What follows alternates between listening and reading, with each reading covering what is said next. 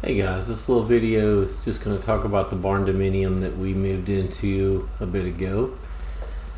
So we've been living in Frisco, Texas, which is one of the fastest growing cities in America and has been for, I don't know, good 10 years or so. And we lived there for about 15 years. We moved in before our kids started school.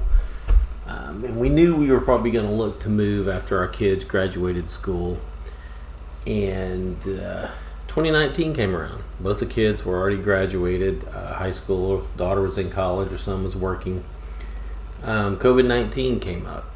We were both sent home to work from home, and kind of realized we got a lot of time here doing nothing in the afternoon after work or whatever on the weekends. So we decided to start fixing the house up, remodeling a few things. We did some of the work ourselves, and we brought in some people to help us with some of the work. By the end of 2020, we were shocked at what the houses were going for in our area. We sold our house. We moved into our camper that was on a lease spot out at Lake Tawakoni. We stayed there for 6 weeks. We did a little video of the deck we built for the camper. You can see that here.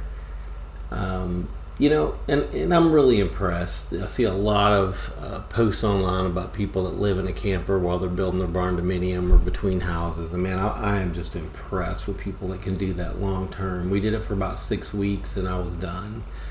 My wife and I and the two big dogs just wore me out. I was ready to be back in a house.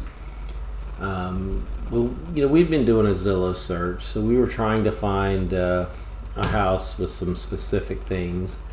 So we knew we had a maximum price. We knew how much cash we had from the house, but we also knew, how much we were willing to go in debt. I mean, it'd be nice if we didn't go in debt on an additional mortgage, but we kind of knew what we would be comfortable with. We knew the minimum number of acres we wanted. We knew the minimum size of the house and square foot we were looking for. We knew the, probably minimum number of bedrooms and baths. Again, it was just my wife and I at this point. The kids were gone, but we're thinking, well, at some point, they may need to live with us temporarily, may end up with grandkids, wanting to stay with us, whatever. So we're just trying to make sure we had the ability to be able to do all those things if needed. And we, had a maximum age of the home we were looking at. We didn't want to buy anything that was too old with too many problems. It didn't have to be brand new, but I wanted something newer. I didn't want to inherit just a big mess that we're going to have to remodel the minute we get into it.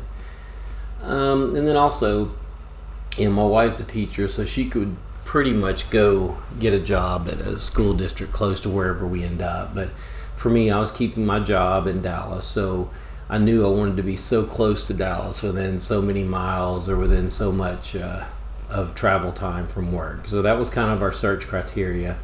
And there really wasn't a lot of options. We would find one, and sometimes before we could even get out to take a look at it, it was already sold. So we did find the house, the Barndo we ended up buying. Ended up closing on it in January in 2020. And thank God we were able to get moved in before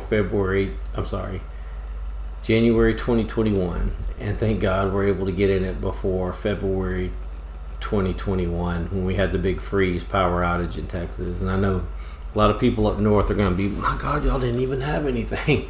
And it wasn't a lot compared to what everybody else gets, but for us it was a whole lot of ice and cold. So here's some details on our Barndo. So it sets on about 10 acres.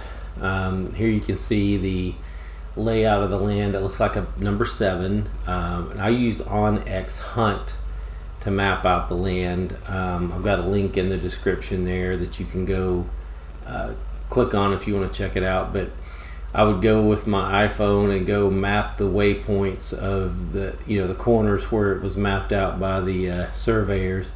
If I did it on their app using my iPhone 12, I came up with 10.4 acres versus 10 acres exactly. I'm sorry, 10.04 acres versus 10 acres on the survey. So, we're at a very small variance.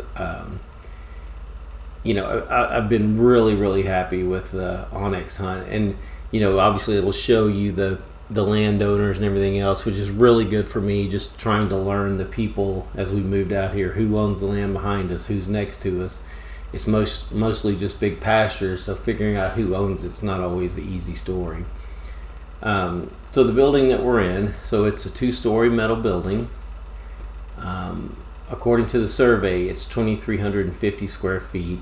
The tax assessor says it's 2,795 square feet, but of course they're not taking out the open area from the first floor that goes up to the second floor.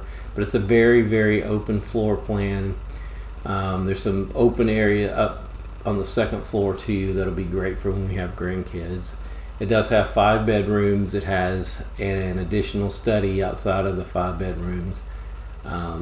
3 baths, each of them with walk-in showers. You know, when we first bought the house, it did not have a driveway. It just had 2 culverts. We added a curved driveway, so we've got the ability to go in and out with, you know, it works out really good. It was a little more expensive than I anticipated, but everything typically is. So we added a shop. We added a 20 by 30 shop and also a 20 by 30 carport in front of it. We did a time-lapse video of the shop build. You can watch that here. And I also did a little short walkthrough of the shop once it was built and completed here. So our neighbors are mostly cattle. We do have a few people close to us, but most of our neighbors that live here full-time are cattle. This land initially was cattle farms many, many moons ago. It was converted into dairy farms, I don't know, in the early 1900s, and you know, now it's mostly just cattle ranches or farms here. There's not really too many dairies left, but you know, cows are great. You know, they can be noisy, especially the time when you're having to separate the babies from the moms. Neither one of them like it, and they like to tell you about it. They do get out of their pens, out of their fencing often. You know, they're just playing with each other, headbutting each other, running around, having a blast, and so it's a lot of fun to see. And so far, we love it out here. I think our only issue so far that we're looking at is, why do we wait so long to get here? Both of our kids, you know, are like, man, why didn't we grow up somewhere like this? And you know, it's definitely a whole different world than living in the city.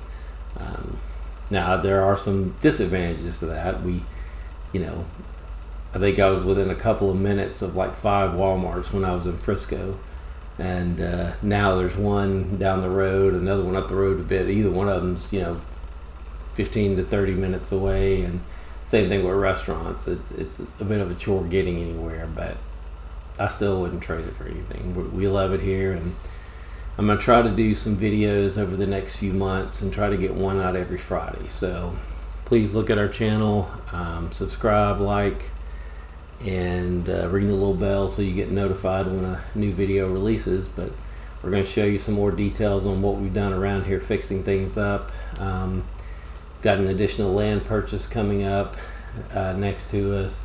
We're building a greenhouse, putting in some fencing. There's lots of stuff going on. Anytime when you got this much land, there's plenty of work to do. So please come along with us and check it out. I'd love to hear from you. Give me some comments. You guys have a good day.